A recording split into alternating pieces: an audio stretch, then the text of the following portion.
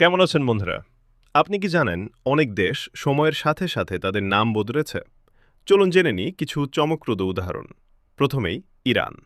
১৯৩৫ সালের আগে ইরানকে বলা হতো পার্সিয়া। পরবর্তীতে দেশের নিজস্বতাকে গুরুত্ব দিতে নাম পরিবর্তন করে রাখা হয় ইরান, যার অর্থ ল্যান্ড অফ দি আরিয়ান্স। এরপর জিম্বাবুয়ে। একসময় দেশটির নাম ছিল রোডিশিয়া, ব্রিটিশ উপনিবেশবাদী সেসিল রোডসের নামে। ১৯৮০ সালে স্বাধীনতা অর্জনের পর দেশটি তার সাংস্কৃতিক পরিচয় ফিরে পেতে নাম রাখে জিম্বাবুয়ে। মিয়ানমার ছিল আগে বার্মা। ১৯৮৯ সালে সরকারিভাবে নাম বদলে রাখা হয় মিয়ানমার, দেশের বিভিন্ন জাতিগোষ্ঠীকে প্রতিনিধিত্ব করার জন্য, যদিও এ নিয়ে আজও বিতর্ক রয়েছে। এরপর সেলন।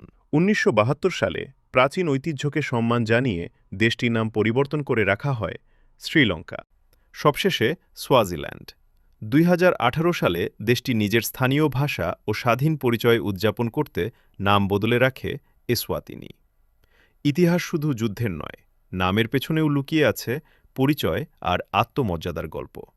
ভালো লাগলে ভিডিওটি লাইক দিন, মতামত কমেন্টে জানান এবং অবশ্যই শেয়ার করার অনুরোধ রইল।